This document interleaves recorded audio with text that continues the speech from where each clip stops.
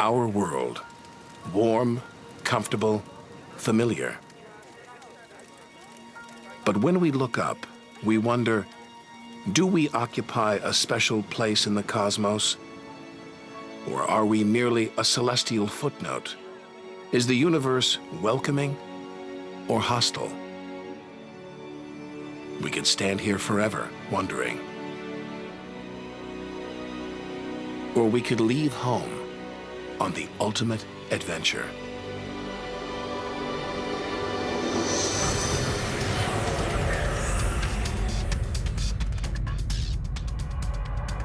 To discover wonders, confront horrors, beautiful new worlds, malevolent dark forces,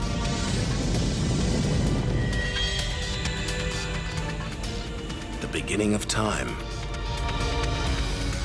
the moment of creation. Would we have the courage to see it through? Or would we run for home? There's only one way to find out.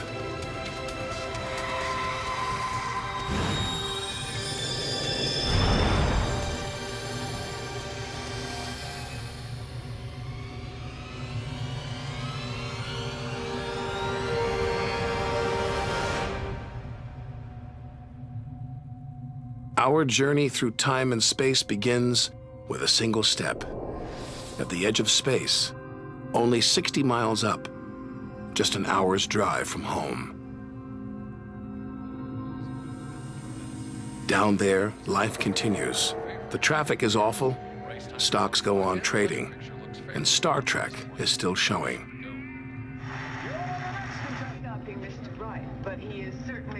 The Blue Jays will be without starter Jim Clancy for a couple of weeks. This morning. When we return home, if we return home, will it be the same? Will we be the same?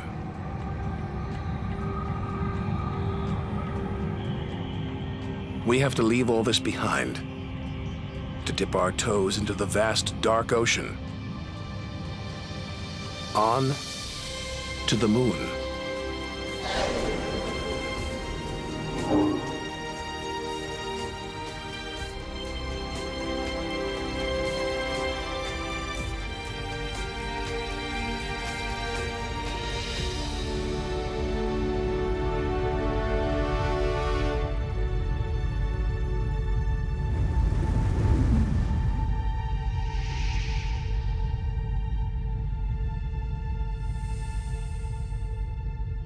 Dozens of astronauts have come this way before us.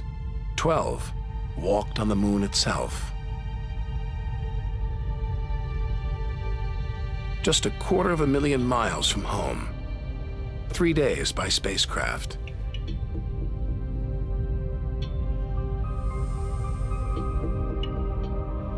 Barren. Desolate. It's like a deserted battlefield, but oddly familiar. So close, we've barely left home.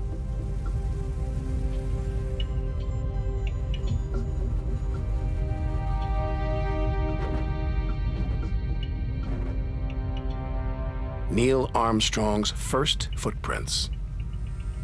Looks like they were made yesterday. There's no air to change them. They could survive for millions of years. Maybe longer than us.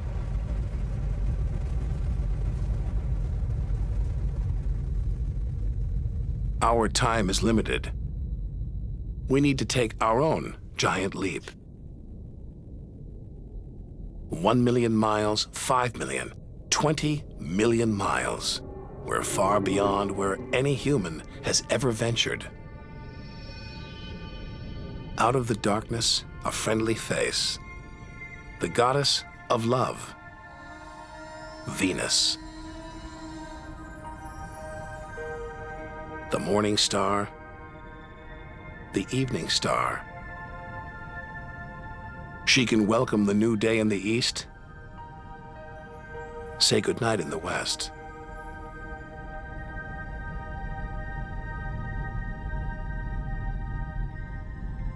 A sister to our planet, she's about the same size and gravity as Earth. We should be safe here.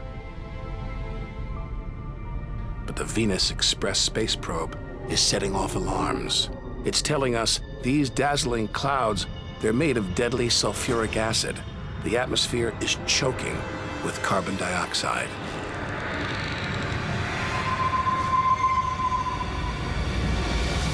Never expected this. Venus is one angry goddess. The air is noxious, the pressure unbearable. And it's hot, approaching 900 degrees. Stick around and we'd be corroded, suffocated, crushed, and baked.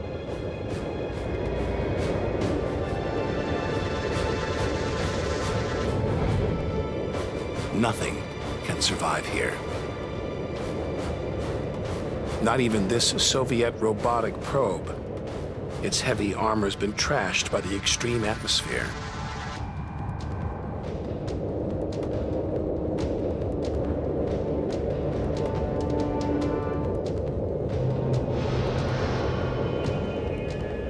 So lovely from Earth, up close, this goddess is hideous.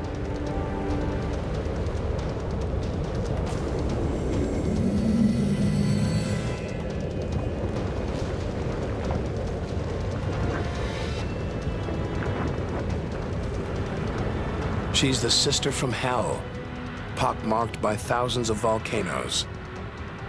All that carbon dioxide is trapping the sun's heat. Venus is burning up. It's global warming gone wild. Before it took hold, maybe Venus was beautiful, calm, more like her sister planet Earth. So this could be Earth's future. Where are the twinkling stars? The beautiful spheres gliding through space? Maybe we shouldn't be out here. Maybe we should turn back. But there's something about the sun, something hypnotic, like the Medusa, too terrible to look at, too powerful to resist. Luring us onwards, on, like a moth to a flame. Wait, there's something else, obscured by the sun. It must be Mercury. Get too close to the sun, this is what happens. Temperatures swing wildly here. At night, it's minus 275 degrees. Come midday, it's 800 plus. Burnt, then frozen.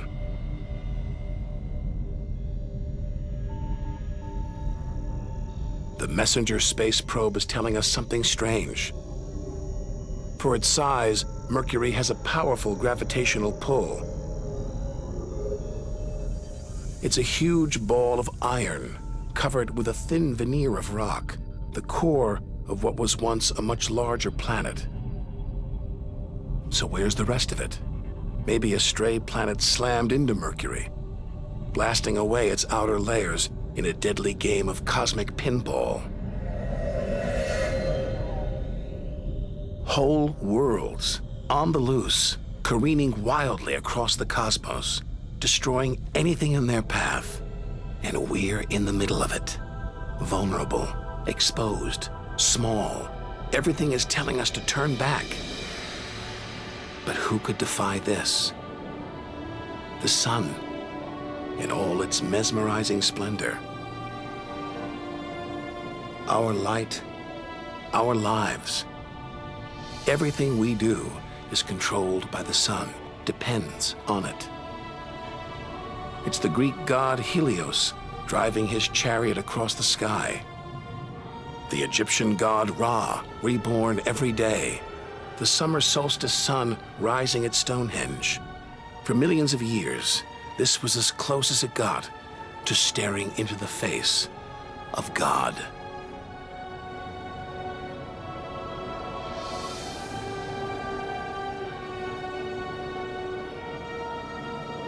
It's so far away. If it burned out, we wouldn't know about it for 8 minutes. It's so big, you could fit 1 million Earths inside it.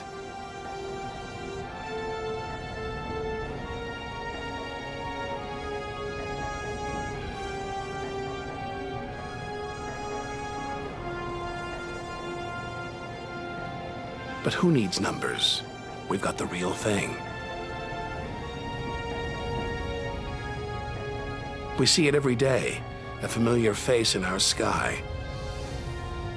Now, up close, it's unrecognizable. A turbulent sea of incandescent gas. The thermometer pushes 10,000 degrees. Can't imagine how hot the core is. Could be tens of millions of degrees.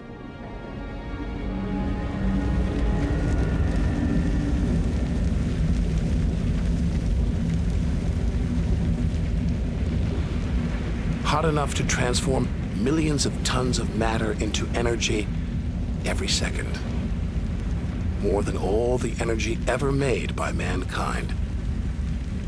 Dwarfing the power of all the nuclear weapons on Earth. Back home, we use this energy for light and heat. But up close, there's nothing comforting about the sun. Its electrical and magnetic forces erupt in giant molten gas loops. Some are larger than a dozen Earths, more powerful than 10 million volcanoes.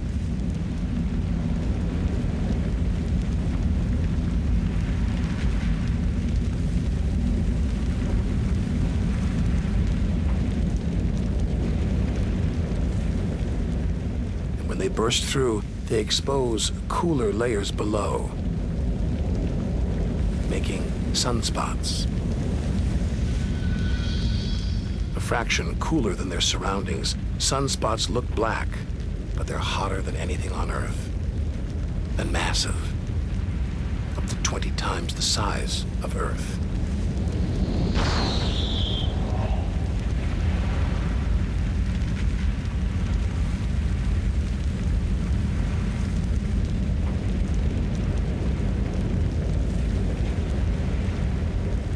But one day, all this will stop.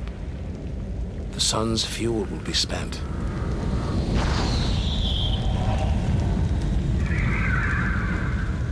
And when it dies, the Earth will follow.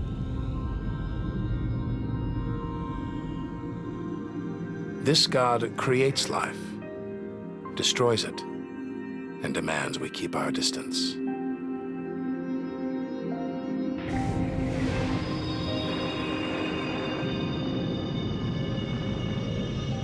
This comet strayed too close. The sun's heat is boiling it away, creating a tail that stretches for millions of miles.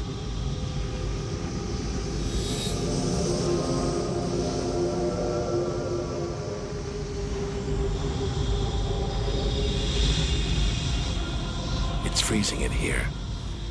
There's no doubt where this comet's from, the icy wastes of deep space.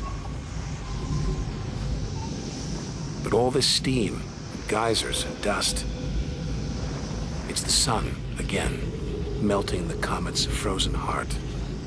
Strange, a kind of vast, dirty snowball covered in grimy tar. Tiny grains of what looks like organic material preserved on ice since who knows when. Maybe even the beginning of the solar system. Say a comet like this crashed into the young Earth billions of years ago. Maybe it delivered organic material and water, the raw ingredients of life. It may even have sown the seeds of life on Earth that evolved into you and me.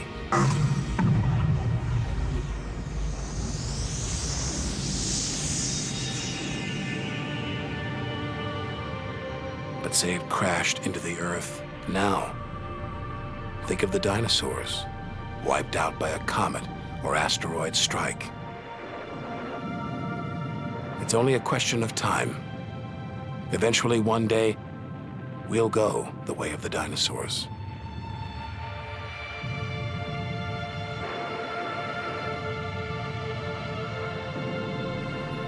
If life on Earth was wiped out, we'd be stuck out here, homeless, adrift in a hostile universe. We need to find another home. Among the millions, billions of planets, there must be one that's not too hot, not too cold, with air, sunlight, water, where, like Goldilocks, we could comfortably live.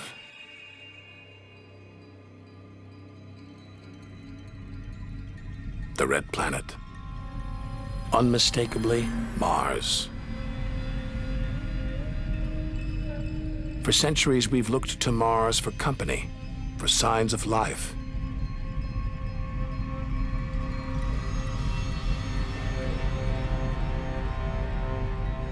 Could there be extraterrestrial life here? Are we ready to rewrite the history books, to tear up the science books, to turn our world upside down? What happens next could change everything.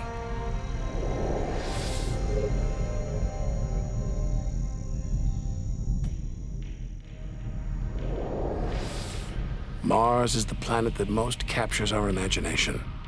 Think of B-movies, sci-fi comics. What follows? Martians. It's all just fiction, right?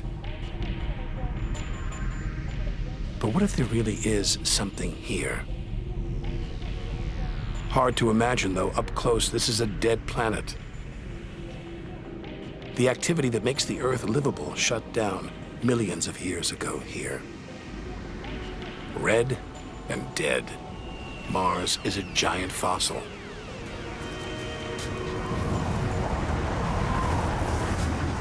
Wait. Something is alive. A dust devil. A big one. Bigger than the biggest twisters back home. There's wind here. And where there's wind, there's air. Could that air sustain extraterrestrial life?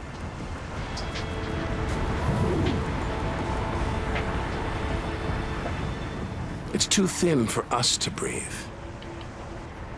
And there's no ozone layer. Nothing to protect us against the sun's ultraviolet rays. There is water, but frigid temperatures keep it in a constant deep freeze. It's hard to believe anything could live here. Back on Earth, there are creatures that survive in extreme cold, heat, even in the deepest ocean trenches. It's as though life is a virus. It adapts, spreads. Maybe that's what we're doing right now, carrying the virus of life across the universe. Even in the most extreme conditions, life usually finds a way. But on a dead planet, with no way to replenish its soil, no heat to melt its frozen water,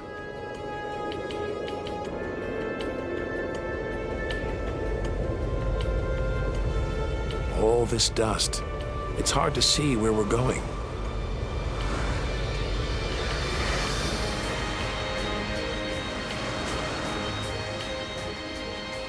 Olympus Mons, named after the home of the Greek gods. A vast, ancient volcano, 3 times higher than Everest.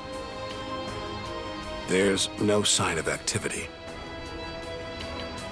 Since its discovery in the 1970s, it's been declared extinct.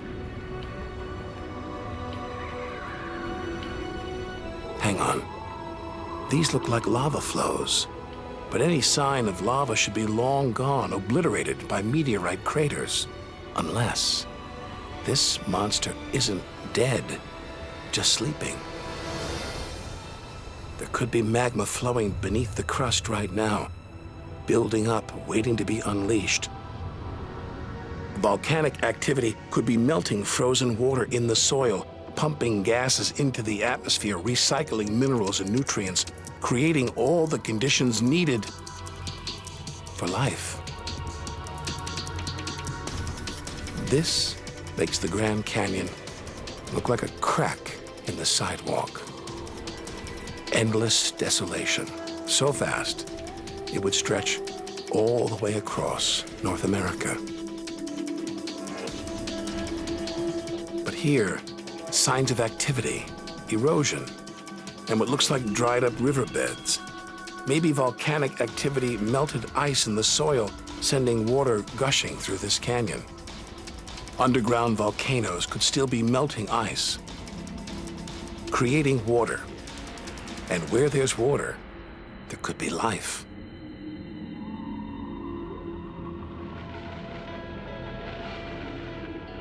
The hunt for life is spearheaded by this humble fellow, the NASA rover Opportunity.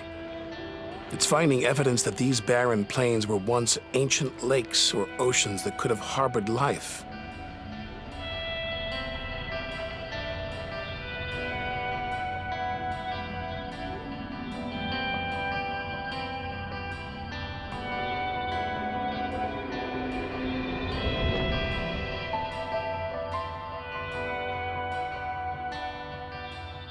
Look at those gullies. Probes orbiting Mars keep spotting new ones. More proof that Mars is alive and kicking.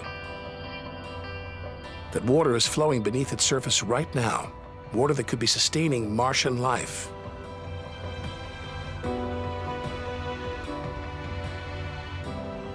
Now all we have to do is find it.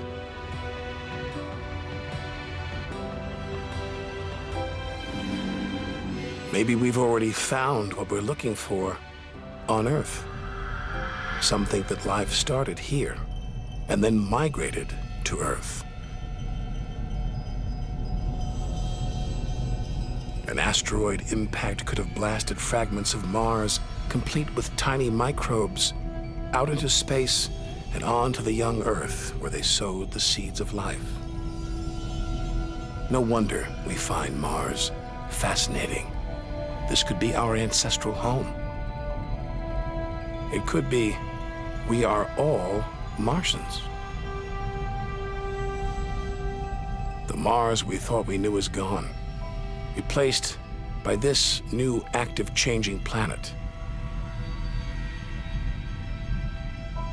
And if we don't know Mars, our next door neighbor, how can we imagine what surprises lie ahead?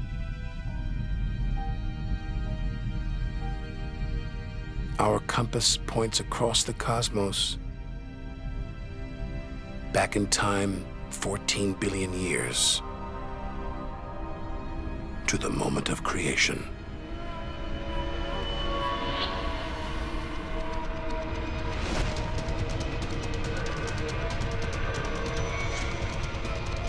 This is getting scary. It's like being inside a giant video game.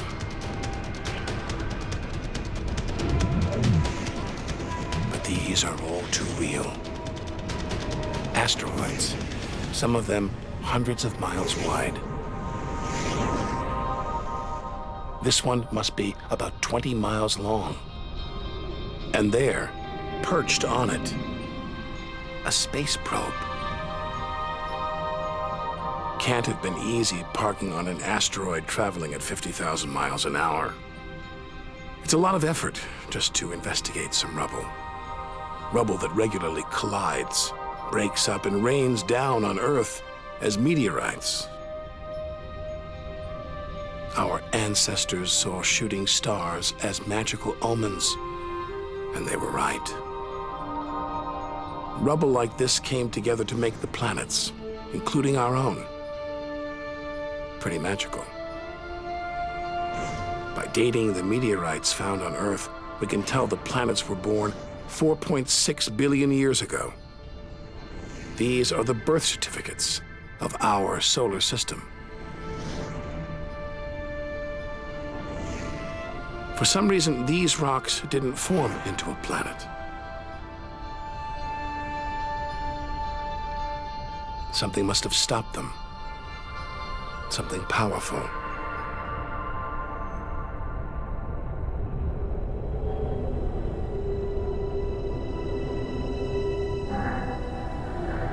Jupiter. What a monster.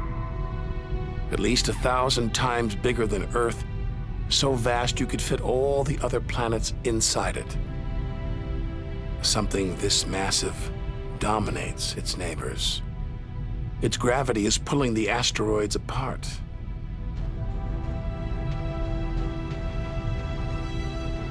And it's breathtaking.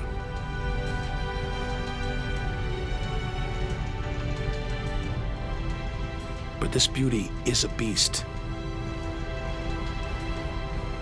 It's almost all gas. Land here and we'd sink straight through its layers into oblivion.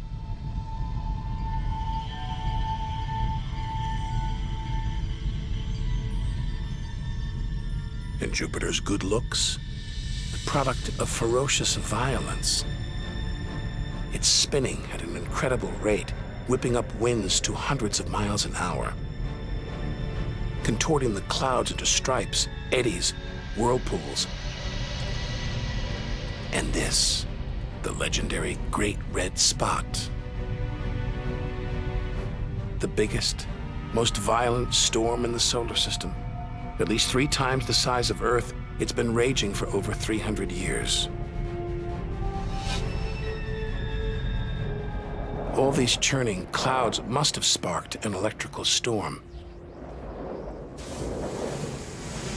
Just one bolt is 10,000 times more intense than any at home.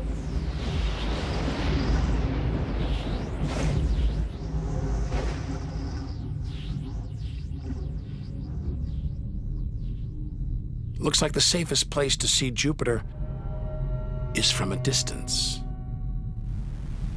Up there at the poles, those dancing lights, they're like the auroras back home. But the Geiger counter is going wild. Even these are deadly, generated by lethal radiation.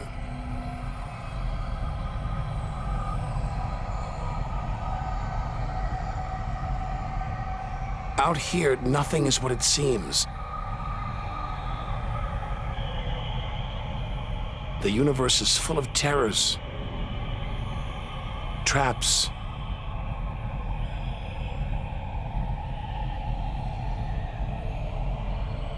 maybe this is a safe haven, the multicolored moon Io.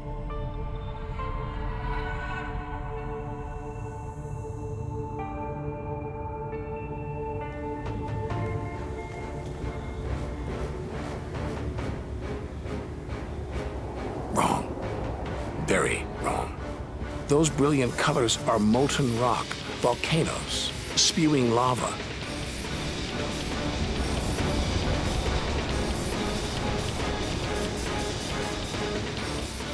Our journey across the universe is turning into a struggle for survival.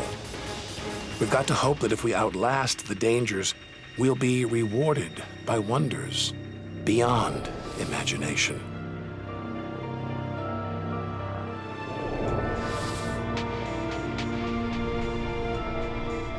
"400 million miles from Earth. Flying a commercial airliner here would take nearly a century. What a weird-looking place. And yet, strangely familiar. A bit like the Arctic, with all that ice, all those ridges and cracks.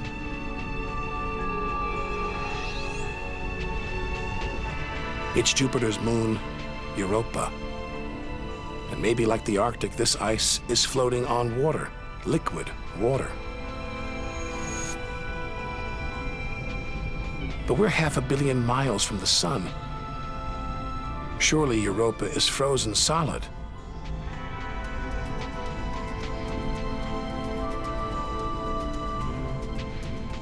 Unless Jupiter's gravity is creating friction deep inside, heating the ice into water, allowing life to develop in the waters beneath its frozen crust. We might be feet away from aliens.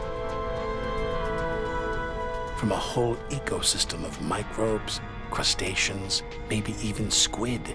The only thing between us and the possibility of alien life, this layer of ice. But until we send a spacecraft to drill here, Europa's secrets will remain beyond reach.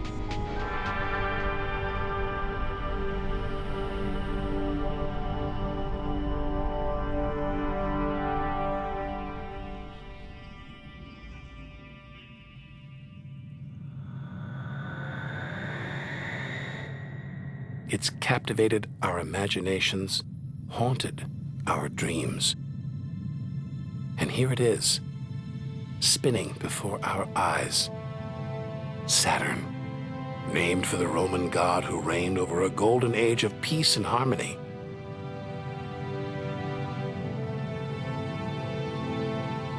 This planet's a giant ball of gas, so light it would float on water. Its spectacular rings would stretch almost from Earth to the moon.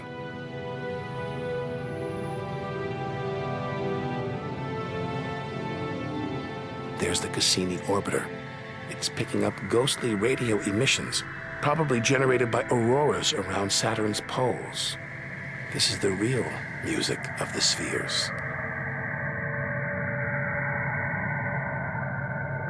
Cassini's telling us where these rings came from. They're the remnants of a moon shattered by Saturn's gravitational pull. Incomparable beauty from total destruction.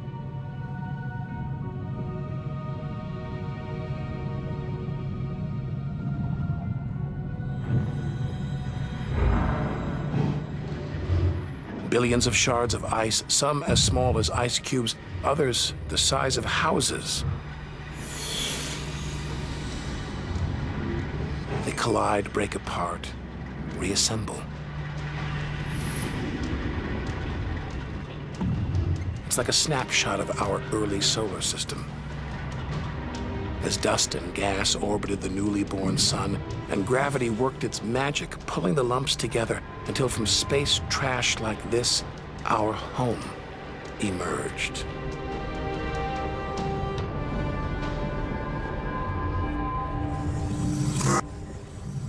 We could stay here forever.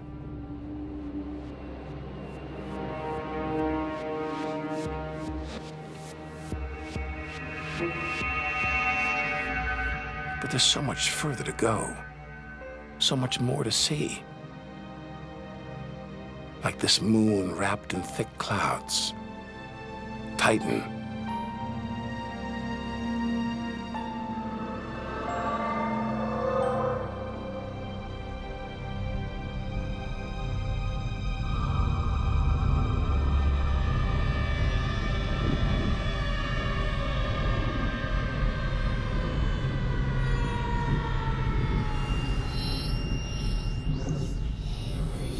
There's an atmosphere down here.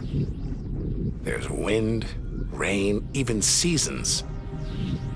Rivers, lakes, and oceans. It looks so familiar, so similar to Earth.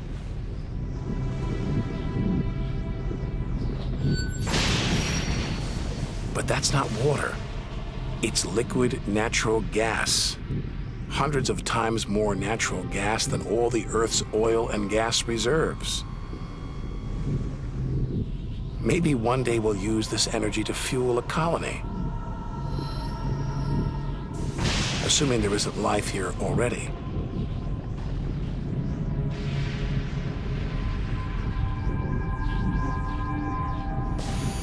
The Huygens space probe is here to find out. It's telling us there's organic material in the soil, but it's so cold, minus 300 degrees. There's no way life could develop. Unless Titan warms up. The sun is supposed to get hotter. When it does, maybe life will spring up here, just like it did on Earth. And as the Earth gets too hot for us, maybe we'll move to Titan. One day we might call this distant land home.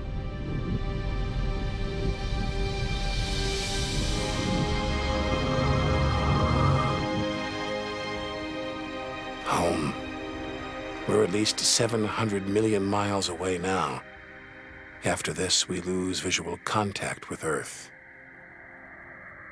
We're standing on a cliff, looking out over a great chasm that stretches to the beginning of time. Do we have the courage to jump? We're in the solar system's outer reaches, unseen from Earth, unknown for most of history. It's like diving into the depths of the ocean.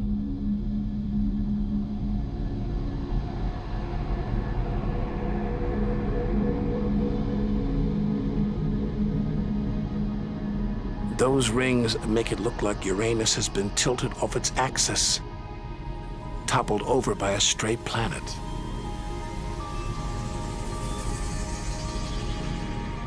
It's eerie out here. Already beginning to feel small, lonely.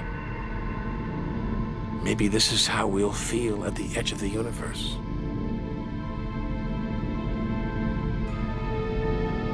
But we've barely left the shore.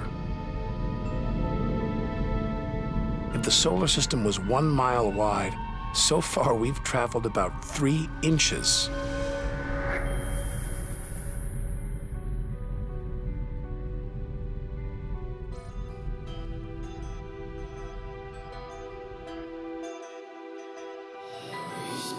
Out of the deep, another strange beast, the god of the sea, Neptune. This world is covered in methane gas, and a storm as big as Earth, whipped up by savage 1,000-mile-an-hour winds. Back home, it's the sun that drives the wind. But Neptune's far away. Something else must be creating these ferocious winds. But what? We know very little about our own solar system.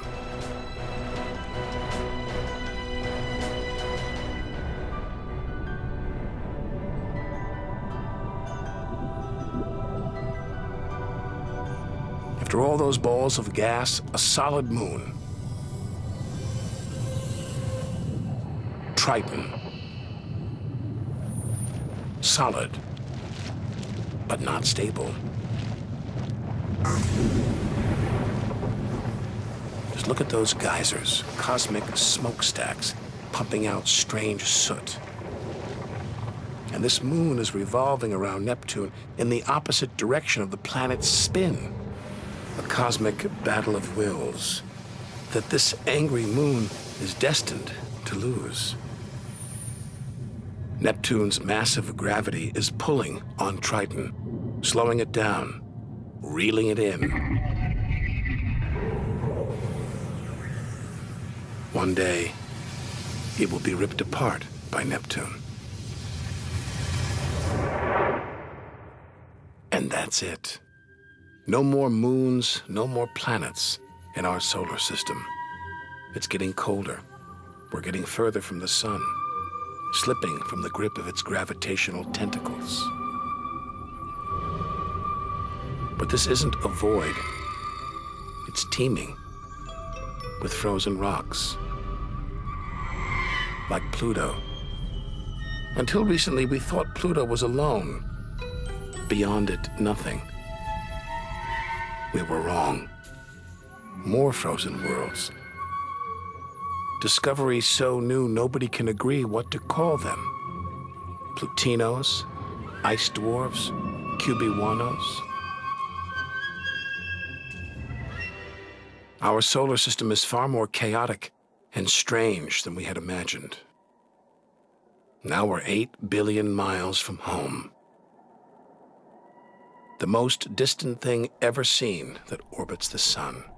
Another small, icy world, Sedna, discovered in 2003. Its orbit takes 10,000 years to complete.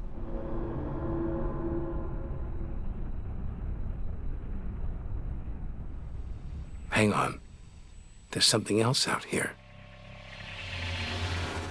10 billion miles from home, the space probe Voyager 1. This bundle of aluminum and antennae give us close-up views of the giant planets and discovered many of their strange moons. It's traveling 20 times faster than a bullet, sending messages home.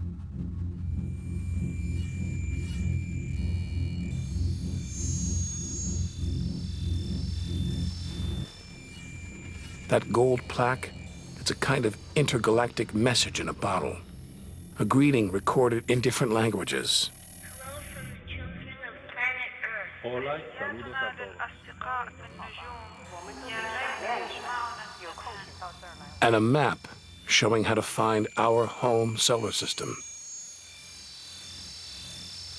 The great physicist Stephen Hawking thinks it was a mistake to roll out the welcome mat. After all, if you're in the jungle, is it wise to call out?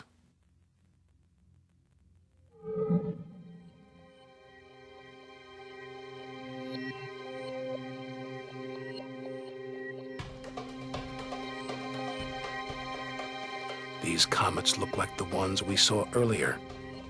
There's a theory that the raw materials for life began out here on a rock like this until something dislodged it, sending it hurtling towards the Earth. And seeing all this ice, maybe comets carried water to Earth too. The water in the oceans, in your body. All from this distant celestial ice machine.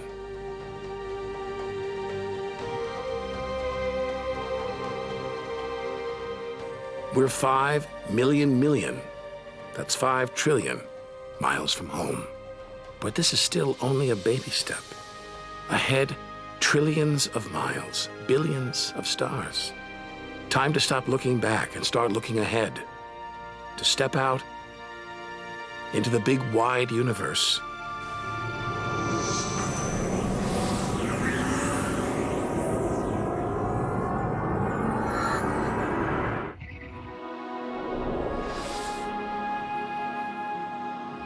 Interstellar space.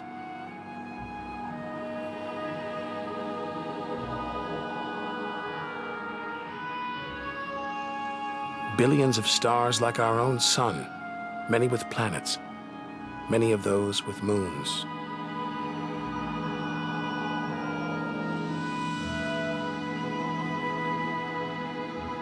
It's hard to know which way to go. There are infinite possibilities. We're going to need a serious burst of acceleration.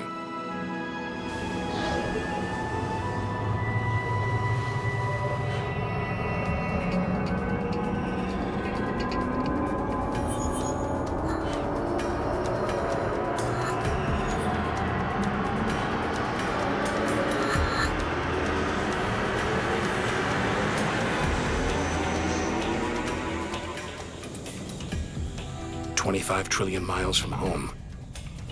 A 150,000-year ride in the space shuttle. And we've only just reached the first solar system beyond our own. Alpha Centauri. Not one, but 3 stars, spinning around each other, locked in a celestial standoff. Each star's gravity attracting the other, their blazing orbital speed keeping them apart.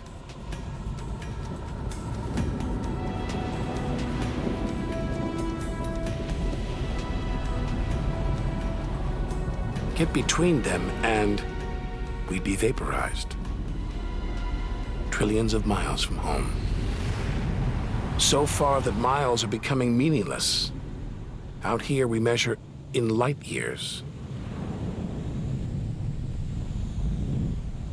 Light travels 6 trillion miles a year, so we are over 4 light years from home.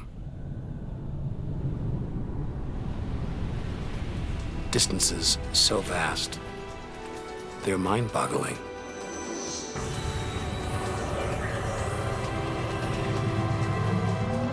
Who knows what strange forces lie ahead, what we'll discover when, if, we reach the edge of the universe.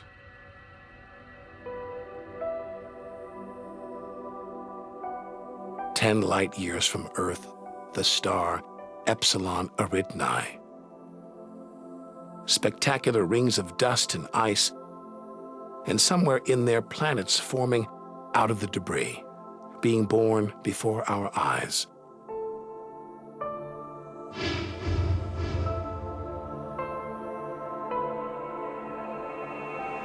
Asteroids and comets everywhere.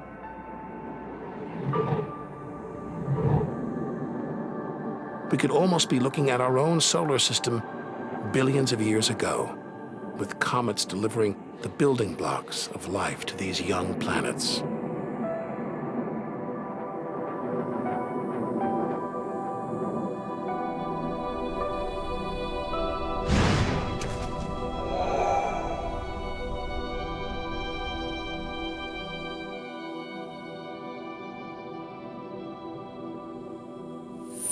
At the center of all the action, a star smaller than our sun, still in its infancy. Any life in this solar system would be primitive at best.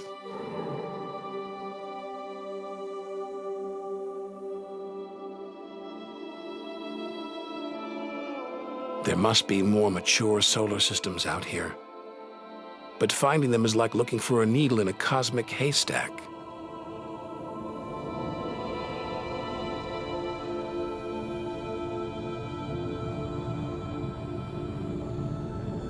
"20 light years from Earth. Star Gliese 581.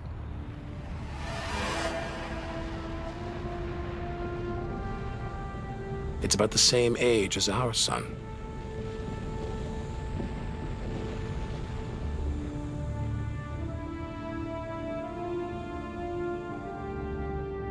This planet is just the right distance from its sun.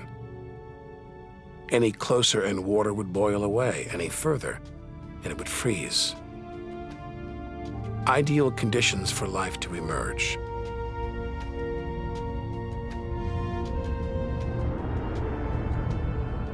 And if a comet has struck, delivering water and organic materials, then life, complex beings like us, even civilizations like our own, could be down there, right now.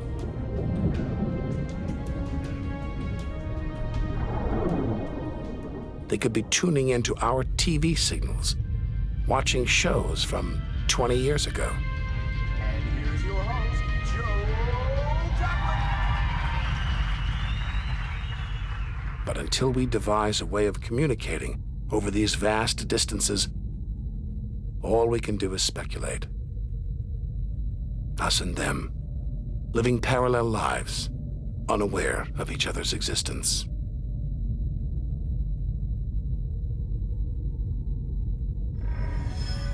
Unless life has come and gone.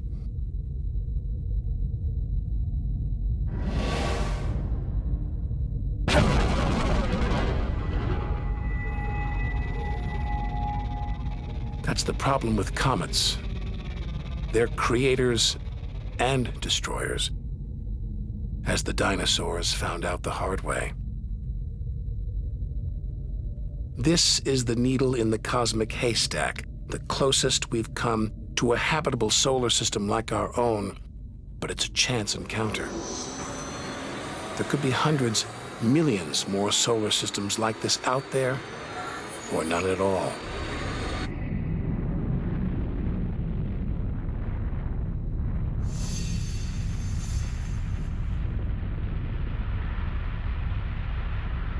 Some of the atmosphere on this planet, Bellerophon, is being boiled away by its nearby star.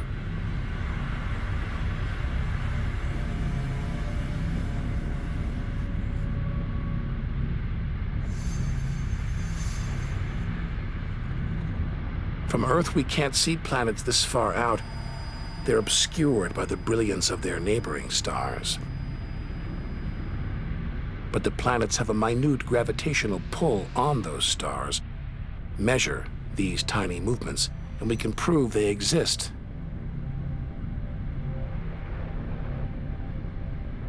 That's how we tracked down Bellerophon in the 1990s, and hundreds of other distant planets.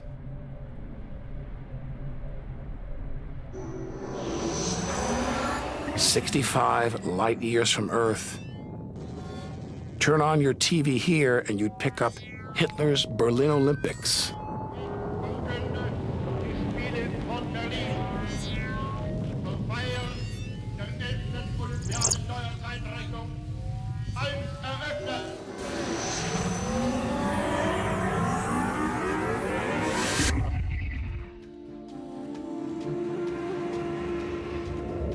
The twin stars of Algol, known to the ancients as the Demon Star. From Earth, it appears to blink as one star passes across the other. Up close, it's even stranger. One star is being sucked towards the other.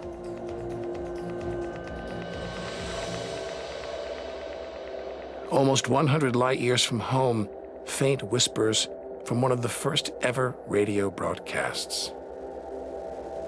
We appreciate it if anyone hearing this broadcast would communicate with us.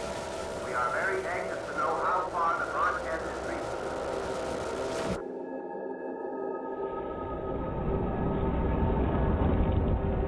reaching. From here on out, it's as if the Earth never existed.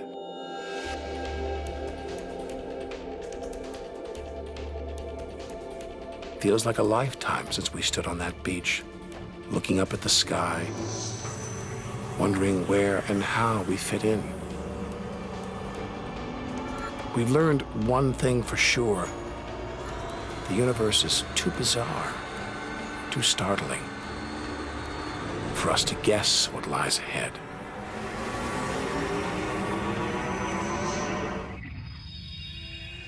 Deep inside our galaxy, the Milky Way.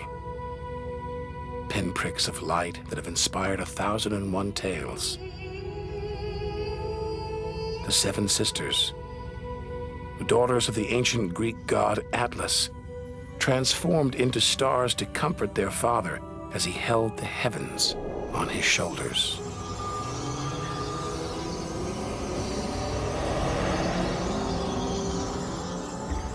And this giant, Betelgeuse, the brightest, biggest star we've seen so far, 600 times wider than our sun.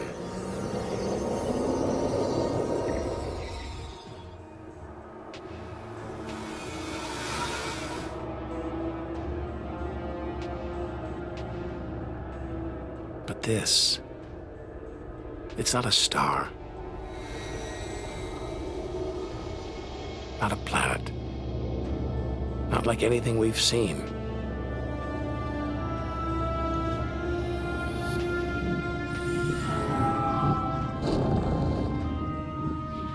A ghostly specter more than 1,300 light years from Earth. Orion's dark cloud. Dust and gas shrouding us.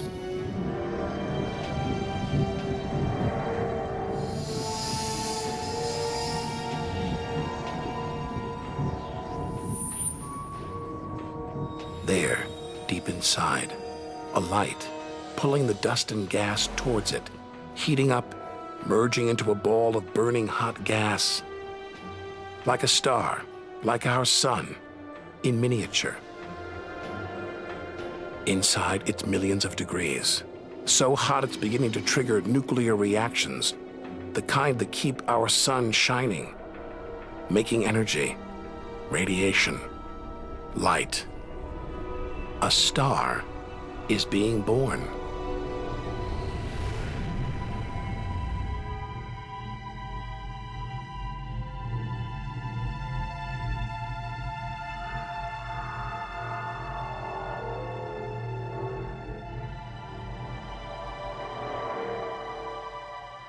Orion's dark cloud is a vast star factory.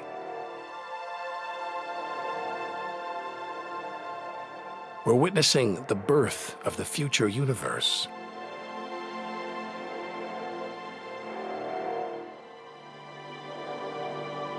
We've come to expect destruction, but this is one of the universe's greatest acts of creation: star birth.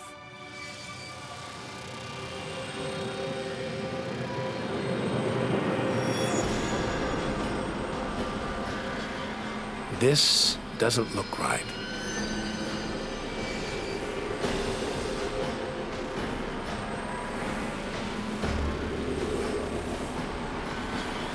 Jets of gas exploding out with tremendous force, blasting dust and gas out for millions of miles.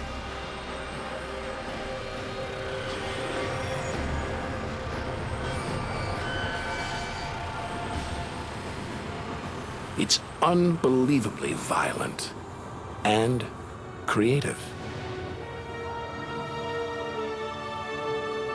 Nebula.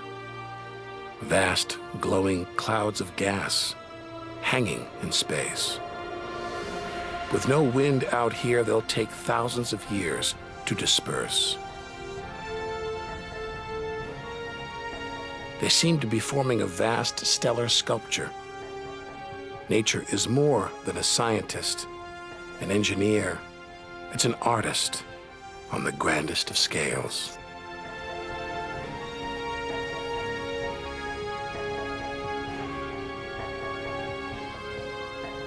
And this is a masterpiece.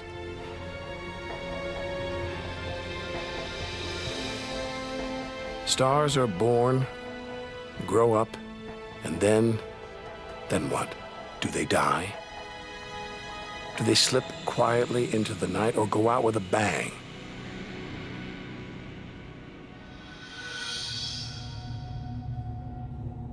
Somewhere between here and the edge of the universe lies the answer.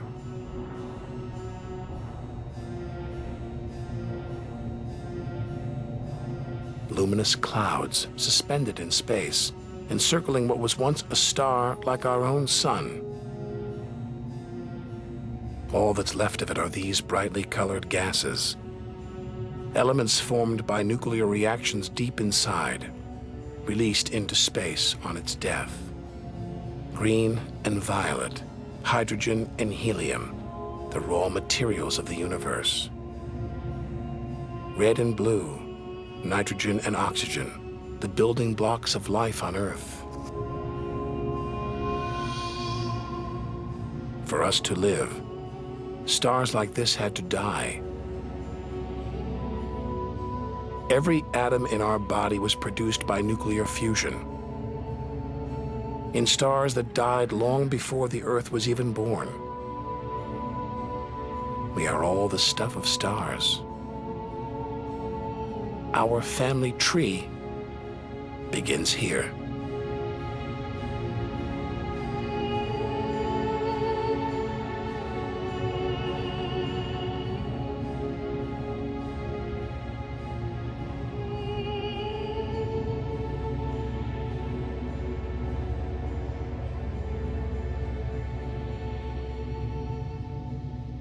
At its heart, the ghost of a star. A white dwarf. White, hot, small, but unbelievably dense. In the star's dying moments, its atoms fused and squeezed together, making it so dense that just a teaspoon of this white dwarf would weigh 1 ton.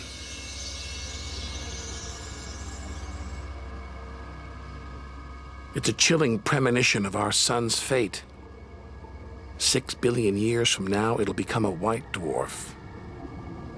Its death will herald the end of life on Earth. Makes you wonder how many other worlds have come and gone. Celestial stories left untold. Lost forever.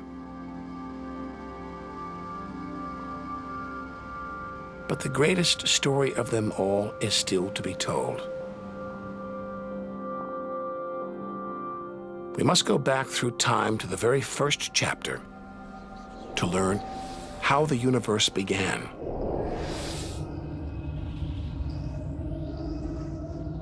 scattered remains of a dead star, the Crab Nebula. 6,000 light years from home, deep inside a stellar graveyard. We've learned so much, seen things we'd never have believed possible. Now sights like this, wonders once beyond imagination, we take in our stride. We're ready to face whatever lies ahead, determined to reach the edge of the universe. This is the calm after the storm. After a massive explosion, a supernova that turned a star into dust and gas.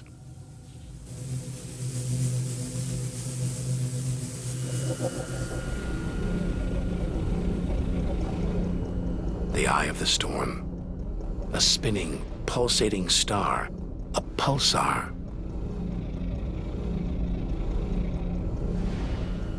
Gravity has squeezed the giant star's core down to this. It's just 12 miles across, unimaginably dense. One pinhead of this would weigh hundreds, maybe millions of tons. And as it shrank, like a figure skater spinning on the spot, arms outstretched, then pulling them in, it began to spin faster. 2 beams of light, energy, radiation, spinning 30 times a second, powering the huge cloud of dust and gas. There's so much radiation here, more even than on the sun.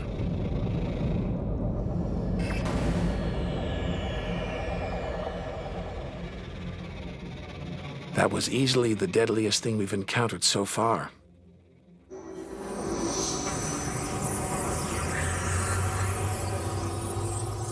Once it would have terrified us.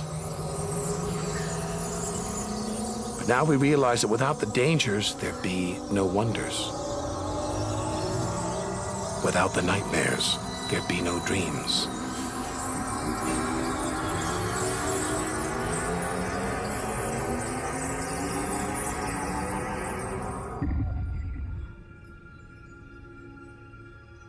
Getting a strange sensation. A feeling as though there's something bad out here. A malevolent presence. The one thing we didn't want to encounter. Impossibly black, blotting out the stars behind it. We're staring into the face of extinction. The remains of a giant star. A black hole.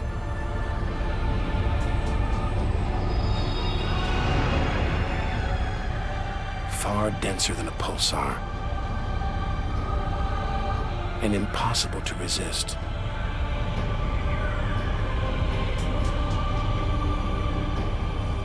Its gravity is so intense not even light can escape.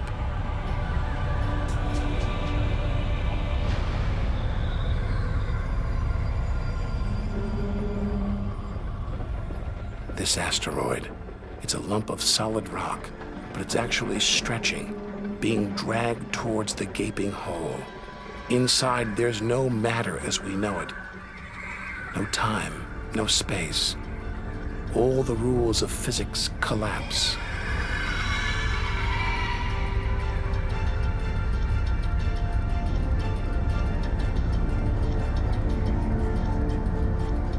The asteroid is gone. Nobody really knows where. This is the edge of human understanding.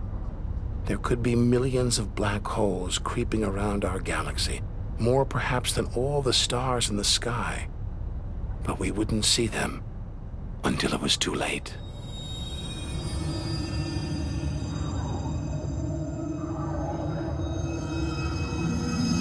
Like this star, spiraling, disappearing down an invisible sinkhole. Who's to say we don't live inside a vast black hole? That the whole universe isn't inside one right now, inside another universe. Think about it for too long and your mind reels. Sometimes it feels like the more we see, the less we know.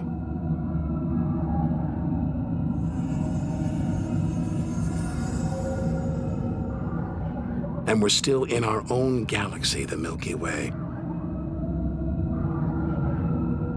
The vastness of the universe beyond still lies ahead. The wonders, the dangers, the secrets, they're out there, waiting to be discovered.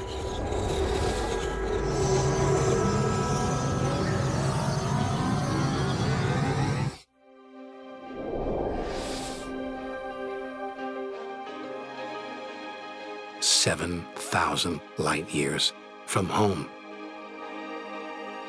It's as though we're in a forest thick with trees, each so beautiful, so fascinating, it's impossible to look beyond, to see the bigger picture. We have to find a way through, to reach the clearing at the galaxy's edge.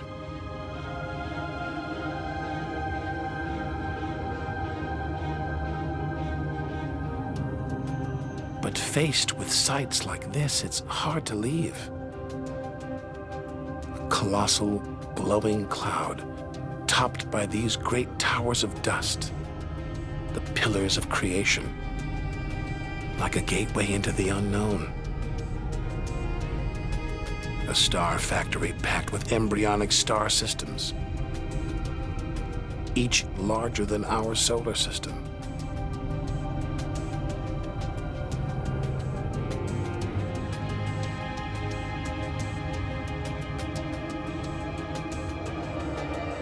We have to resist its siren song, tear ourselves away, to carry on towards the edge of the galaxy.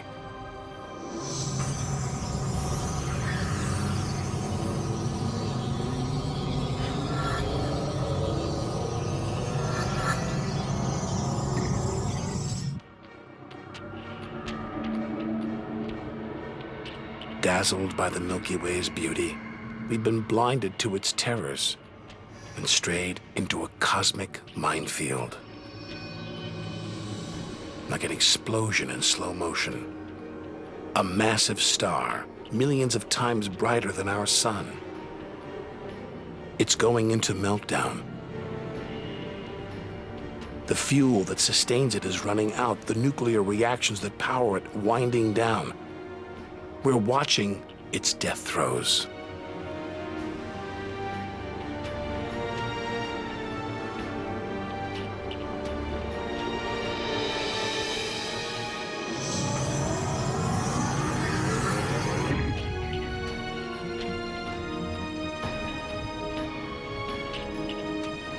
An even bigger, dangerously unstable star. But this one's about to explode. And when a star this big dies, it's 100 times more violent than a supernova. We've stumbled into the most violent star death of all, a hypernova.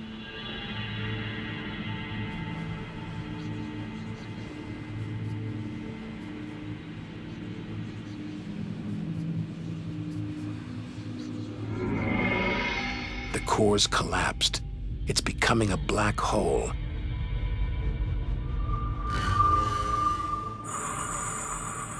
And that's the shock wave surging through the star, ripping its outer layers into space.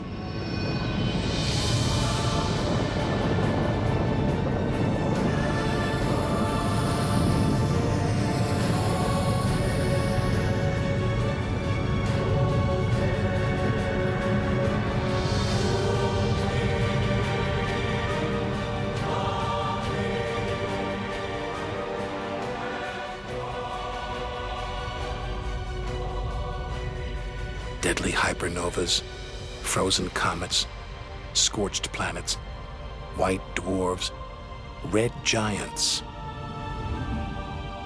Tiny drops in a vast pool of white light.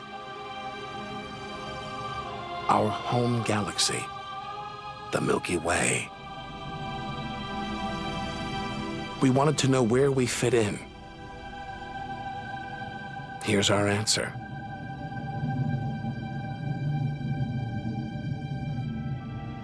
Civilizations past and present, everyone that's ever lived.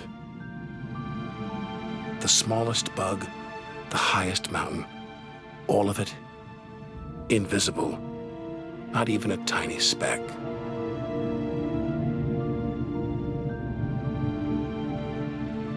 Our home is a minor planet orbiting an insignificant star. If it disappeared right now, who would even notice? And yet, so far we've found nowhere else we would rather live, nowhere we could live. It's only now, far from home, that we're beginning to truly appreciate it.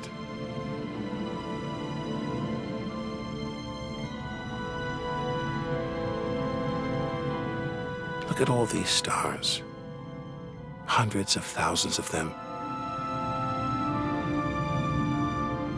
Surely one of them, more than one, must be capable of supporting life.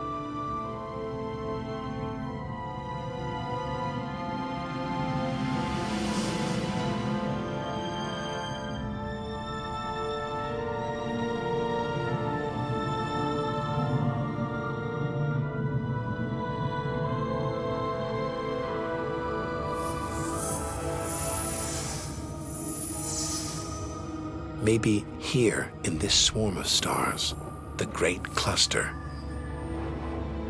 Back in the 1970s, astronomers sent a message in this direction, detailing the structure of our DNA and our solar system's location. But the message won't arrive here for another 25,000 years.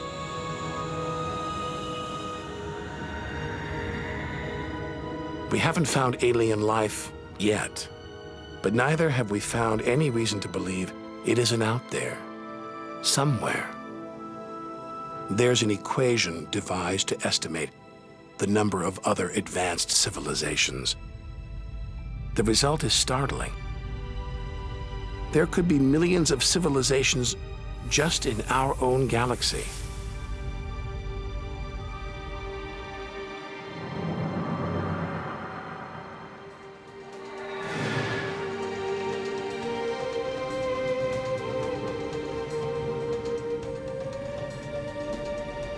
Everything we've seen so far is inside the Milky Way. Now we're ready to leave our home galaxy, to enter intergalactic space. Here's our chance to solve the ultimate mystery and experience the moment of creation.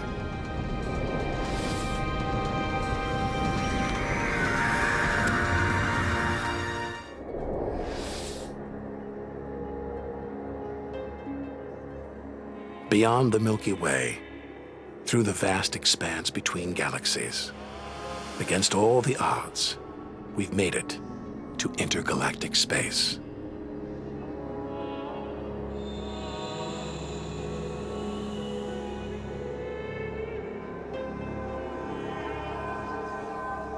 Out here, there's no horizon in sight. Even the closest galaxies are hundreds of thousands of light years away. The remains of galaxies ripped apart by the Milky Way's huge gravitational pull, scattered among nothing.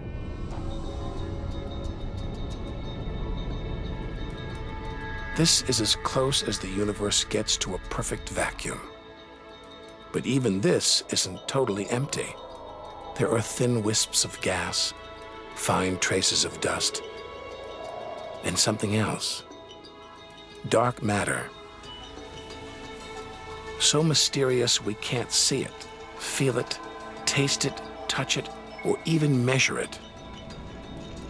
Yet so common, it could make up over 90% of all the matter in the universe. If dark matter does exist, it means there's no such thing as empty space. Even out here, we're surrounded by matter. We think it exists because of its apparent hold on galaxies, like this one, the Large Magellanic Cloud.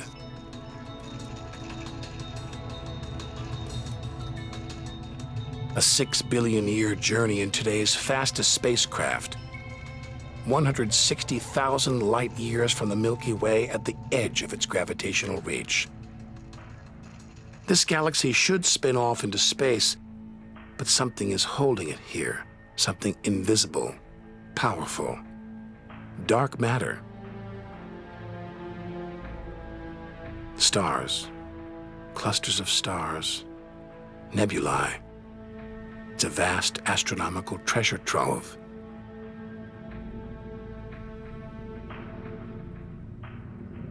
Look at this. It's like a string of gleaming pearls. It's a fireball, expanding out from what must have been a massive explosion, a supernova. So bright that when light from the explosion reached Earth 20 years ago, it was visible to the naked eye.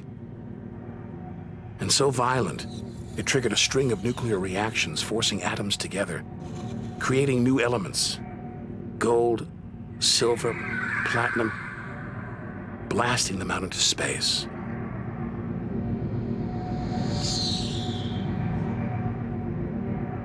The gold in the ring on your finger was forged in a massive supernova like this, trillions of miles away, billions of years ago.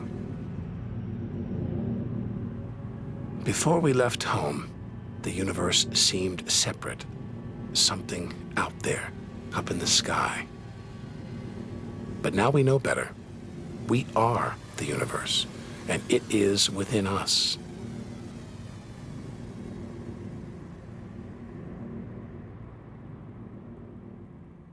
It's comforting to remember as we venture through this abyss. Further and further. Faster and faster.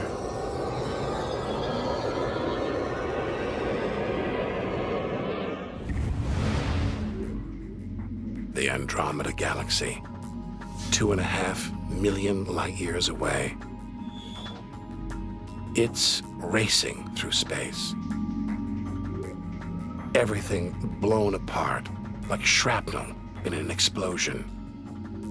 We're seeing this galaxy as it was when our ape-like ancestors first walked on the African plains.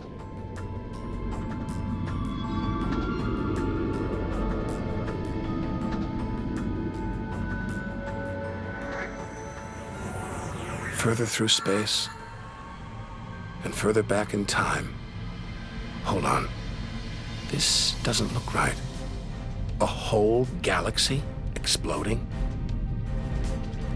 The only thing large enough to cause an explosion on this scale is another galaxy.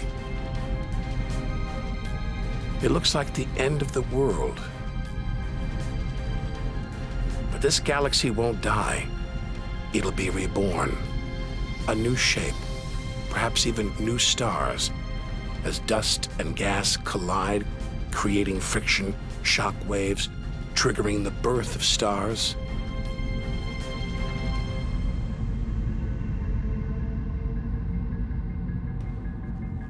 There's order in this chaos, a pattern behind the infinite variety, an endless cycle of birth and death, creation and destruction. It's a pattern woven through the vast fabric of space that binds each of these galaxies. There are billions of galaxies, each with billions, even trillions of stars. Maybe more stars than there are grains of sand on all the beaches on Earth.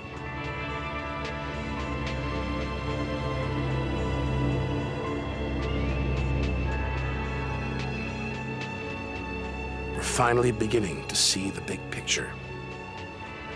And it's grander than we ever imagined.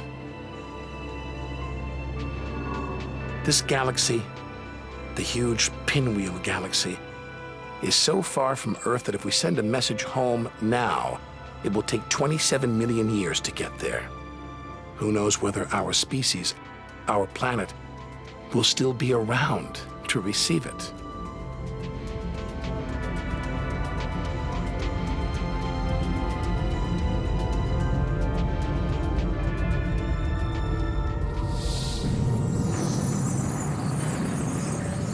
We travel on, back through time.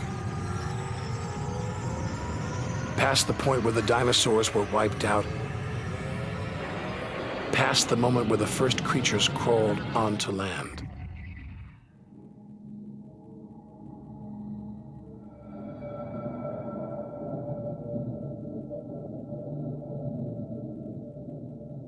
Two billion light years from home, closing in on the edge of the universe, going back to the beginning of time. This isn't a galaxy. It's brighter than 100 galaxies. A blinding beam of energy surging for trillions of miles.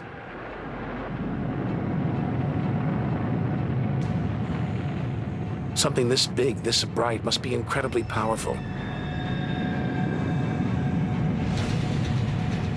Experience tells us, out here, power equals danger. It looks like a quasar, the deadliest thing in the universe.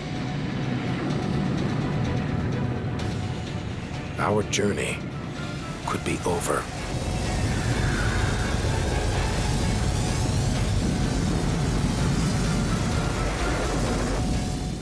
The deadliest, most powerful thing in the universe. A quasar.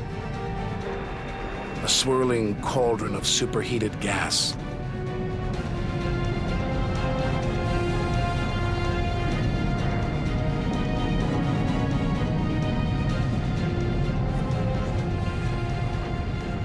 This beast has a heart of darkness.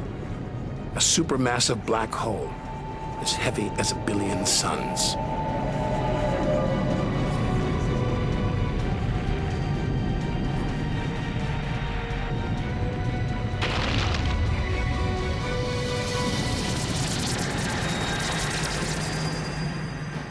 It's ripping apart whole stars, devouring them until they're nothing. Lost forever from the visible universe.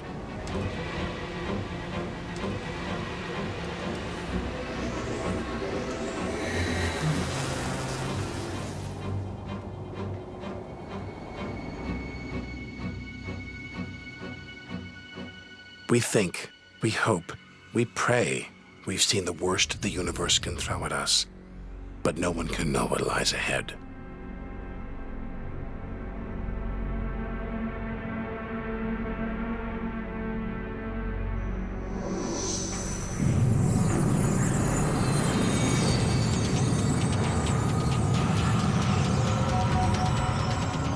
We'll need to go further, go faster.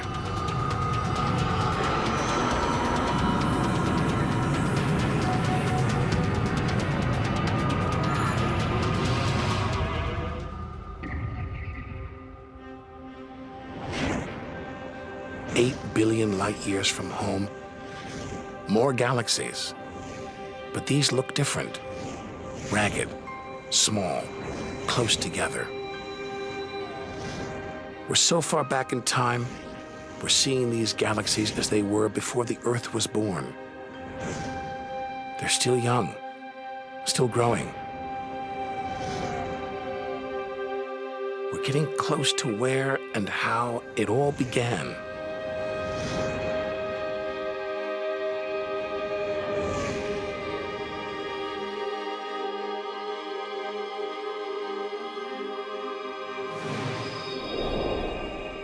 Look at the galaxies now.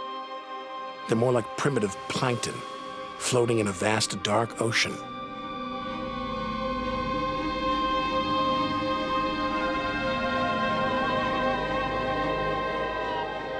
Clouds of dust and gas, dancing, twirling, merging to make embryonic galaxies.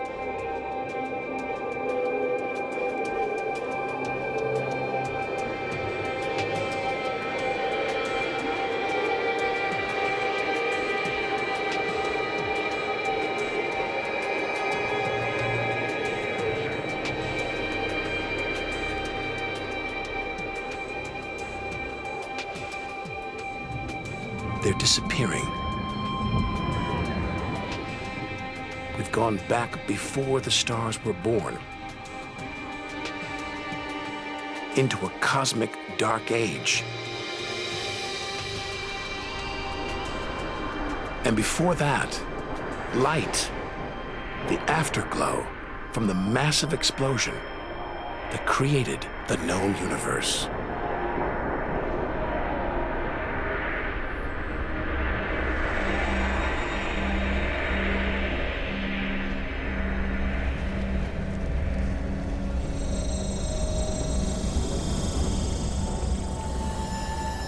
This is it. We've made it. The edge of the universe. 80 billion trillion miles from home. 13.5 billion years ago.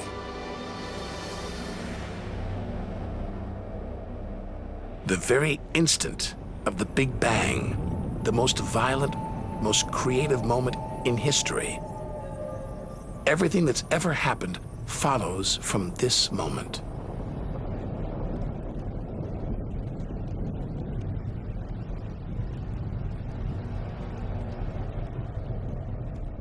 Every religion, every culture has pondered it. But we still don't know what sparked this act of creation, or why. This is where our journey ends,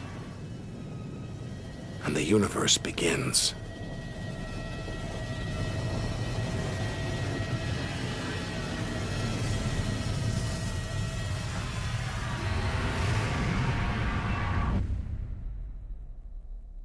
An infinitely hot, small, dense point erupts.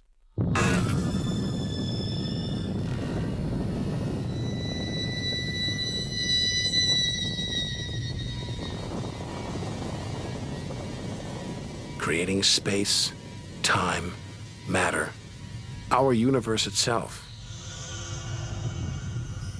First, it's the size of a subatomic particle. The tiniest fraction of a second later, it's big enough to hold in the palm of your hand. Moments later, it's the size of the Earth.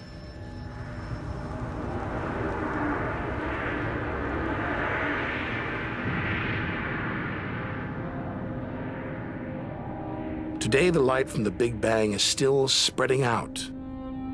You can hear it as a radio hiss. See it as television static.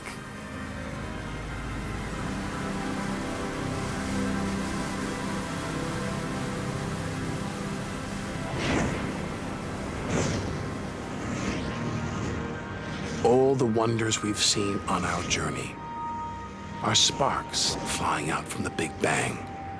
Galaxies, stars, planets, all cosmic debris. We go forward through time, riding the blast wave.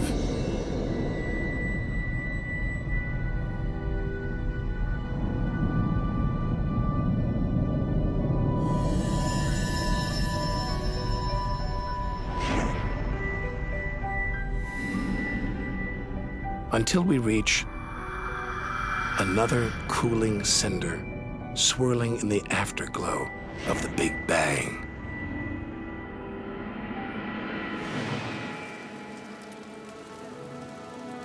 We're back where we started, home. Only now can we really know it. Smaller, more fragile than we ever imagined. Destined to die, swallowed by a dying sun. But we shouldn't despair. We should rejoice. We've managed to experience the wonders of the universe. We should celebrate our achievements and enjoy our moment in the sun.